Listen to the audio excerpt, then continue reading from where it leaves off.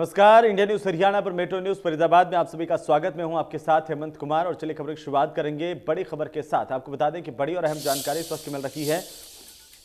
बड़ी खबर, यूपी के मुख्यमंत्री योगी आदित्यनाथ कल फरीदाबाद पहुंचेंगे। बाबा शांतिनाथ मठ में मूर्ति स्थापना कार्यक्रम में शिरकत करेंगे सीएम योगी आदित्यनाथ। कल 12 बजे मुरादाबाद से सीधे प्याला पहुंचेंगे मुख्यमंत्री योगी आदित्यनाथ। तो प्याला गांव में नाथ संप्रदाय के तमाम संतों का जमावड़ा होगा और इसी खास मौके पर उत्तर प्रदेश के मुख्यमंत्री योगी आदित्यनाथ भी कार्यक्रम में शिरकत करेंगे। तो कल 12 बजे उनका मुरादाबाद से सीधे प्याला पहुंचने का कार्यक्रम है। आपको बता दें कि मुख्यमंत्री योगी आदित्यनाथ कल फरीदाबाद पहुंचेंगे। बड़ी जानकारी है इस वक्त की। बाबा शांतिनाथ मठ में मूर्ति स्थापना कार्यक्रम में शिरकत करेंगे। चलिए आगे बढ़ेंगे। फरीदाबाद के तिगाम विधानसभा के विधायक राजेश नागर रविवार को नरेश नंबरदार की तरफ से रोजगार मेला लगाया गया।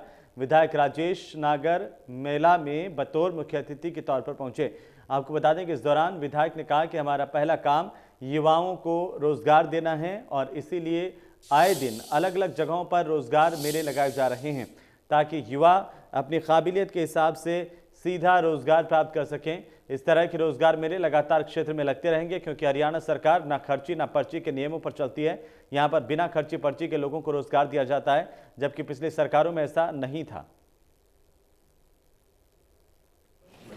एससी मोर्चा की तरफ से मेरे वार्ड के अंदर ये रोजगार महोत्सव मनाया गया है। हमने सिटी साईं धाम मंदिर के अंदर आयोजन किया गया है। लगभग मेरे क्षेत्र के 250 बंदों ने अभी तक इंटरव्यू दिया है, जिनमें से 125 से अबाव लोगों का सिलेक्शन हुआ है। और ये एक अनोखी दिवाली होगी क्योंकि जिस परिवार के अंदर रोजगार मिल जाएगा, क्योंकि जब परिवार में रोजगार मिल जाता है तो रोज दिवाली बनती है। आज हमारे यहाँ के जो पार्षद हैं नरेश नंबरदार, उन्होंने एक रोजगार मेला लगाया है और यहाँ पर 200 से ज़्यादा लोगों के, बच्चों के, युवाओं के इंटरव्यू हुए और करीब 100 से ज़्यादा बच्चों का उसमें सिलेक्शन हो गया है और उनको रोजगार यहाँ से मिलेगा। 15 से 20 कंपनी करीब आई हैं यहाँ पर, जिसमें MNCs भी हैं कई, और उनकी पे स्केल भी 18,000 के करीब है, जो हमारी हरियाणा से ज़्यादा पे स्केल वो दे रहे हैं। बुढ़ैना ही तो ग्रामीण स्तर ही तो है और आगे भी हम गाँव में और कई जगह और ऐसे रोजगार मेले लगाएंगे। हमारी इनसे बात हुई है। तो रोजगार मेले का आयोजन किया गया। विधायक राजेश नागर ने ये रोजगार मेला लगाया। जानकारी दी गई कि दिवाली से पहले लोगों को रोजगार दिया गया है। 100 से ज़्यादा लोगों को रोजगार यहाँ पर मिलेगा। मेले में बतौर मुख्य अतिथि के तौर पर मौजूद रहे। आपको बता दें कि उन्होंने कहा, राजेश नागर ने, कि हमारा पहला काम युवाओं को रोजगार देना है और अगर किसी के परिवार में रोजगार मिलता है तो वो उसकी खुशी होती है। दिवाली से पहले यह खुशी अपने आप में अनूठी है। राजेश नागर यहाँ पर पहुँचे थे। उनके प्रयासों से रोजगार मेले का आयोजन किया गया। बड़ी संख्या में बेरोजगार युवा यहाँ पर पहुँचे जिनको रोजगार मिलने की उम्मीद है। तो मेले में बतौर मुख्य अतिथि शिरकत की राजेश नागर ने और साथ ही साथ राजेश नागर की ओर से रोजगार मेला लगाया गया। राजेश नागर ने कहा कि हमारा पहला काम युवाओं को रोजगार देना है। राजेश नागर के प्रयासों से काफ़ी संख्या में युवाओं को यहाँ पर रोजगार मिल सकेगा, इस तरह की उम्मीद। और कई कंपनियों ने इस रोजगार मेले में हिस्सा लिया, जिसमें काफ़ी संख्या में बेरोजगार युवाओं ने एप्लीकेशन दी थी। चलिए आगे बढ़ेंगे। डीजल और पेट्रोल के दाम अक्टूबर के महीने में लगातार बढ़ रहे हैं। लोगों का कहना है कि अब बजट में कटौती करके पेट्रोल डीजल भरवाना पड़ रहा है। फरीदाबाद से देवेंद्र कौशिक की रिपोर्ट देखिए। डीजल और पेट्रोल के दाम लगातार पिछले 1 महीने से बढ़ रहे हैं और ऐसे में अगर पूरे महीने की बात करें तो पेट्रोल के दाम जहां 7 रुपए के करीब बढ़ चुके हैं तो उससे ज़्यादा डीजल के दाम बढ़ चुके हैं। अगर मैं आपको दिखाऊं तो पहले दिखा देते हैं। देखिए जिस तरह से पेट्रोल के दाम लगातार बढ़े हैं और अब पेट्रोल की कीमत इसी महीने में 100 से ऊपर पहुँच गई है और 107 रुपये 15 पैसे पेट्रोल की कीमत हो चुकी है। आप साफ तौर से समझ सकते हैं कि फरीदाबाद में किस तरह से किस कदर लगातार रेट बढ़े हैं। आज भी अगर बात करें तो 34 से 35 पैसे की दोनों डीजल और पेट्रोल पर बढ़े। अगर मैं डीजल की भी आपको बताऊं तो फिलहाल डीजल भी 100 के करीब पहुंचता हुआ साफ तौर से दिखाई दे रहा है। अगर आप मीटर पर देखेंगे तो 99 रुपये 8 पैसे की कीमत अब डीजल की भी हो चुकी है। अब तक लोग इस बात को लेकर परेशान थे कि पेट्रोल 100 के पार पहुंच रहा है, लेकिन अब डीजल भी लगातार 100 की तरफ जाता हुआ साफ तौर से देखा जा सकता है। और कहीं ना कहीं अब लोगों को इस बात को लेकर परेशानी भी हो रही है कि जिस तरह से पेट्रोल डीजल के दाम बढ़ रहे हैं तो ऐसे में लोगों को महंगाई की भी मार झेलनी पड़ रही रही है। और अगर बात भी करेंगे, कोशिश करेंगे बात करने की लोगों से, जिस तरह से पेट्रोल और डीजल के दाम बढ़ रहे हैं, क्या समझते हैं आप, क्या लगता है कितना असर पड़ता है महंगाई पे? बहुत ज़्यादा पड़ता है यार, पेट्रोल का तो कम ही चल रहा है बहन, तो ना ही बच रहा है कुछ, ना कुछ हो पाता है। तो क्या मुश्किल हालात होते हैं बजट बनाने में? बहुत ज़्यादा बजट के ऊपर ही जा रहा है तो बहन, जो पेट्रोल का 107 हो गया बहन, तो बताओ। तो क्या लगता है आपको, क्या इससे कीमतें जो बढ़ रही हैं पेट्रोल डीजल की, तो बाकी चीज़ों पर भी असर पड़ता है? बहुत सारी चीज़ों पर धीरे धीरे बढ़ ही रहा है, हर चीज़ पे असर हो रहा है, हर एक चीज़ की महंगाई होती जा रही है दिन पे दिन। बिल्कुल आप देखिए, बिल्कुल आप समझ सकते हैं साफ तौर से कि लोगों की परेशानी ना केवल डीजल पेट्रोल की वजह से, बल्कि जो बाकी की तमाम चीज़ें जो महंगी हो रही हैं उसकी वजह से भी लोगों को परेशानी उठानी पड़ रही है। और कहीं ना कहीं इसकी वजह एक डीजल और पेट्रोल के बढ़ते हुए दाम है, इसी की वजह से सब्जियां महंगी हो रही हैं, तो दूसरी तरफ दूध, दही और फ्रूट भी महंगे हो रहे हैं। और वहीं खाद्य पदार्थों पर भी इस महंगाई का असर साफ तौर से त्योहारी सीजन में देखा जा सकता है। फरीदाबाद से देवेंद्र कौशिक, इंडिया न्यूज। उधर हरियाणा में महंगाई अपने चरम सीमा पर है और सरकार इस पर अंकुश नहीं लगा पा रही है। लगातार पेट्रोल, डीजल और सब्जियों के दाम बढ़ने से गृहिणियों के बजट पर भी काफ़ी असर पड़ रहा है। उनका कहना है कि अब महंगाई की वजह से कम टमाटर, प्याज का इस्तेमाल कर रहे हैं। सब्जी इतनी महंगी हो गई है कि देखकर ही पेट भरना पड़ रहा है। आम आदमी के बजट से बाहर ये सब्जियां जाती हुई नजर आ रही हैं। जब सब्जी विक्रेताओं से बातचीत की गई तो उन्होंने बताया कि पीछे से ही सब्जियां महंगी आ रही हैं। 2 महीने तक फिलहाल सब्जियां ऐसे ही महंगी रहेंगी। फरीदाबाद में बढ़ती हुई महंगाई को देखकर अब लोगों के सब्र का बांध टूट गया है। महिलाओं ने भारतीय जनता पार्टी की सरकार को महंगाई को लेकर जमकर कोसा। सरकार महंगाई पर अंकुश लगाने में विफल रही है और पेट्रोल, डीजल से लेकर के सब्जी, तरकारी के दाम घटने का नाम नहीं ले रहे। मार्केट में टमाटर 60 रुपये प्रति किलो से लेकर के 80 रुपये प्रति किलो तक बिक रहा है। वही तो बता रही हूँ कि अब आपको सब्जी देख करके पेट भरना होगा और जो पेट नहीं भरे तो फिर खुशगपी करके जुमलों में पेट भरना होगा। सब चीज़ महंगी हो रही है, टमाटर बहुत महंगे हो रहे हैं, तेल, तिलक, हल्दी, मिर्च, नमक, चीनी, सब चीज़ महंगी हो रही है। का खवा बच्चों को, क्या बचा पीछे को। घर के बजट, सिलेंडर देख लो, सब्जी देख लो, बच्चों की फीसें देख लो, हर एक चीज़ पे असर है। कोई भी चीज़ हो, बंदे का जीना मुश्किल हुआ है। बहुत फ़र्क पड़ रहा है, मतलब जैसे कि देख रहे हैं कि सब्जियां दिन पे दिन बढ़ती जा रहा है रेट, तो घर में भी मुश्किल आ रही है। सबके लिए ही बढ़ रहा है। जो नॉर्मल इंसान है, हम जैसे हम कमा रहे हैं यहाँ दूसरे शहर से यहाँ आके बसे हुए हैं, तो हमारे लिए तो महंगी है ही, और जो नॉर्मल जैसे हमारे घर जो काम करते हैं उनके लिए भी यही रेट है। फसल की वजह से भाई, फसल नहीं है, बारिश हुई है इस बार खूब अच्छी, फसल लेट है, इस वजह से महंगी है।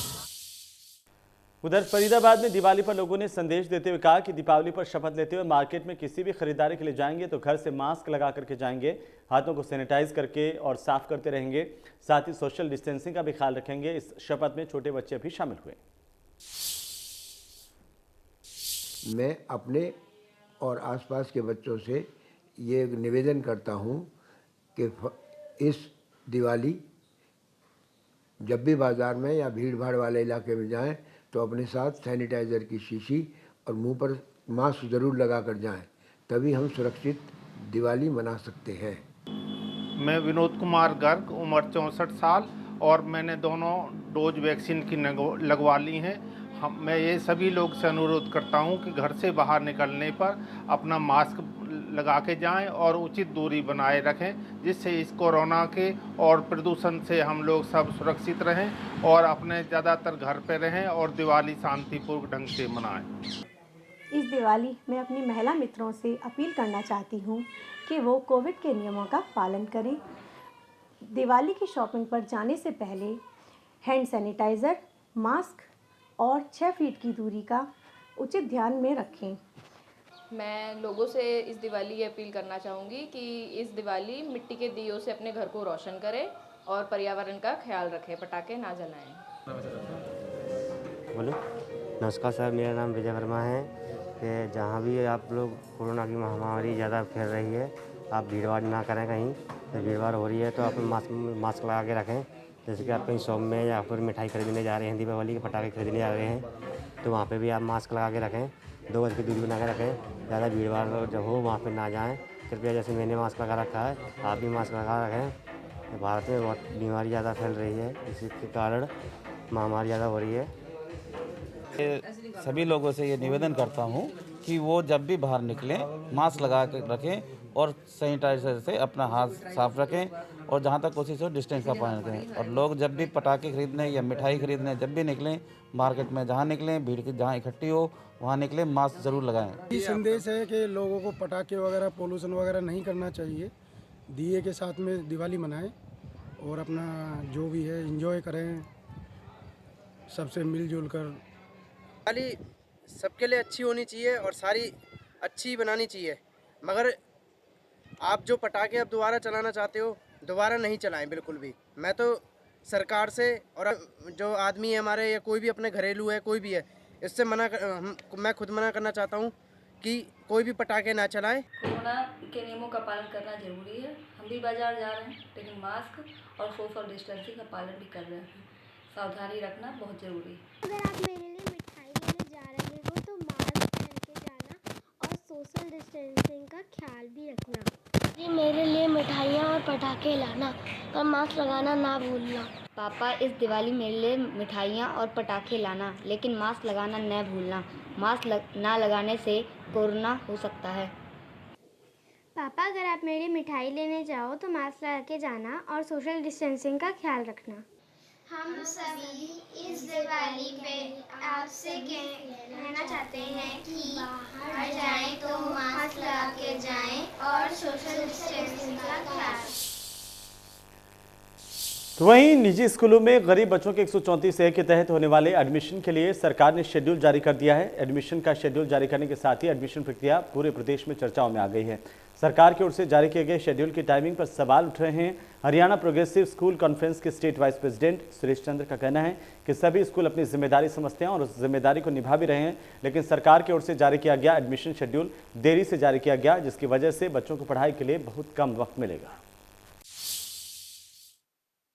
हरियाणा के स्कूलों में गरीब बच्चों के एडमिशन को लेकर 134A का मामला एक बार फिर गरमाया हुआ है और इस मामला इसलिए कि सरकार की तरफ से कहा जा रहा है कि गरीब बच्चों के एडमिशन के लिए जो शेड्यूल जारी किया गया है वो देरी से किया गया है। इसको लेकर किस तरह से चूंकि स्कूलों की तरफ से भी तमाम समस्याएं रखी जा रही हैं, ऐसे में हमारे साथ में स्टेट प्रेसिडेंट हैं सुरेश चंद्र HPSC के, हरियाणा प्रोग्रेसिव स्कूल कॉन्फ्रेंस के। उनसे बात कर लेते हैं। सर, सरकार की तरफ से शेड्यूल आप देरी से बता रहे हैं कि देरी से जारी किया गया है, क्या है और जो बच्चे हैं उनका भविष्य कैसे देखते हैं? जी 134A को जो एग्जीक्यूशन है इसमें एक 2015 के अंदर एक हाई कोर्ट का जजमेंट आया था। उसके अंदर पेरेंट्स के लिए भी स्कूल के लिए भी सरकार के लिए गाइडलाइन जारी की गई थी कि 134A के तहत क्लास 2 से क्लास 8 तक 134A 10% बच्चों को एडमिशन देना है। और उस एडमिशन प्रक्रिया में ये तय हुआ था कि ये दिसंबर जनवरी के अंदर बच्चों के दाखिले के लिए अनाउंसमेंट करेंगे पेपर के अंदर और बच्चे फिर फॉर्म अप्लाई करेंगे। अप्लाई करने के बाद उनका एग्ज़ाम होगा। एग्ज़ाम होने के बाद वो मार्च के अंदर ये प्रोसेस कंप्लीट होकर के अप्रैल से सेशन स्टार्ट हो सकता है। वो सभी के लिए जैसे बाकी बच्चों के लिए सेशन शुरू होता है उसी के तहत इनको भी उसी सेशन शुरू करना। जी, तो लेकिन अब की बार कोविड इफेक्ट की वजह से किसी कारण से पहले सरकार ने एक लेटर जारी किया था कि कोविड की वजह से हम 134A इस साल लागू नहीं करेंगे। लेकिन जो जानकारी प्राप्त हुई है किसी एक पेरेंट ने, केवल एक पेरेंट ने को हाई कोर्ट में जाकर के ये कहा कि हमें 134A के अधिकार से वंचित रखा जा रहा है और वो हाई कोर्ट में जाके उसने अप्रोच किया। उसकी डायरेक्शंस को लेकर के गवर्नमेंट ने अक्टूबर के महीने के अंदर स्कूलों में पूरे हरियाणा के अंदर पत्र जारी कर दिया कि 134A की आप अपनी डिमांड जारी करें। हमने स्टेट HPSC ने, हरियाणा प्रोग्रेसिव स्कूल कॉन्फ्रेंस ने मुख्यमंत्री जी को, शिक्षा मंत्री जी को और सभी अधिकारियों को पत्र लिखा कि ये जो समय है इस समय स्कूल की पोजीशन ऑनलाइन ऑफलाइन क्लासेस जा रही हैं और स्कूल को अपने बच्चों की संख्या के बारे में भी नहीं पता है कितने बच्चे हैं कितने नहीं हैं, क्योंकि उसी बेस पे मान लो 40 बच्चे क्लास में हैं, 40 बच्चे हैं तो उसका 10% 4 स्टूडेंट्स की वैकेंसी होगी। अभी स्कूल के पास बच्चों को ये नहीं पता, स्कूल को ये नहीं पता कि स्कूल में एक्चुअल स्ट्रेंथ क्या है। जब एक्चुअल स्ट्रेंथ का नहीं पता वो परसेंटेज की बात आई, क्योंकि हम स्कूल कानून की बात को मानने वाले हैं। लेकिन हमने अपना कंसर्न डिपार्टमेंट को शेयर किया, उसका हमें कोई जवाब नहीं मिला। सर लेकिन आप जो जिक्र कर रहे हैं, मैं बीच में आपको रोक रहा हूं, लेकिन जो 10% की बात है, कुछ स्कूल ये कह रहे हैं कि हमने तो एडमिशन फुलफिल कर लिए, क्योंकि सरकार की तरफ से पहले शेड्यूल जारी नहीं किया गया था, उसको लेकर क्या कहेंगे? हाँ, उसमें ऐसा है कि जो सरकार ने पहला पत्र जारी किया था एक, उस लेटर के अंदर ये लिखा था कि भाई हम इस साल क्योंकि फरवरी का मार्च का महीना होता है एडमिशन का 134A के लिए, जब वो नहीं हुआ, अप्रैल मई के अंदर कोविड पीक पर था, स्कूल बिल्कुल बंद थे और ऑनलाइन क्लासेस चल रही थी, और जब स्कूल खुले तो एडमिशन प्रोसेस ऑनलाइन या जिस भी तरीके से ऑनलाइन प्रोसेस हुआ, एडमिशन हुआ, वो सीटें अभी आपने अगर कोई स्कूल कह रहा है कि हमने सीटें एडमिशन कर लिया, एडमिशन तो हुए हैं ऑनलाइन कुछ, लेकिन अभी तक स्कूल्स को ये नहीं पता हमारे बच्चों की संख्या क्या है। मेरी अलग अलग जिले के अंदर अलग अलग स्कूलों के मैनेजमेंट से बात होती है, वो कहते हैं कि जी हमारे स्कूल की 1200 स्ट्रेंथ थी, हमारे पास 300-400 बच्चे स्कूल में फिजिकली आ रहे हैं, ऑनलाइन बच्चे पढ़ रहे हैं, और कितने बच्चे किस तरीके से चले कि उसके लिए हमें नहीं पता लग पा रहा। हमने अपना कंसर्न शो किया, लेकिन हम इस 134A के जो बच्चों को बेनिफिट देने की बात है उससे पीछे नहीं हटना चाहते, हम देना चाह रहे हैं, दे भी रहे हैं। लेकिन जो बच्चा ऑलरेडी किसी स्कूल में पढ़ रहा था, क्योंकि वो बच्चा चाहे सरकारी स्कूल में है या किसी प्राइवेट स्कूल में है, वही बच्चा 134A के लिए अप्लाई करेगा और स्कूल में डिफरेंट स्कूल में चॉइस के बेसिस पे उसको एडमिशन मिलेगा। वो बच्चा अब मिड ऑफ द सेशन है, आपका फर्स्ट टर्म हो चुका है, 10th 12th के LO जा चुके हैं, और उसके बाद अब ये प्रोसेस एडमिशन का भी टेस्ट होंगे, टेस्ट होने के बाद मुझे लगता है नवंबर के एंड तक हमारा एडमिशन प्रोसेस समाप्त होगा, और दिसंबर के बाद हार्डली 2 महीने के बाद से सिलेबस खत्म होकर के बोर्ड क्लासेज या दूसरे वर्किंग स्टार्ट हो जाएंगी। ये प्रैक्टिकल नहीं है, लॉजिकली लीगली सही हो सकता है, लीगली क्योंकि टाइमिंग वेरी इंपॉर्टेंट है इसके लिए, लेकिन सरकार के ऊपर कोर्ट का दबाव है, सरकार का दबाव हमारे ऊपर है, और हमारे ऊपर सोशल भी, प्रेस का भी, हर चीज़ का दबाव है। और दबाव के अलावा क्या है, हमारी जिम्मेवारी भी है।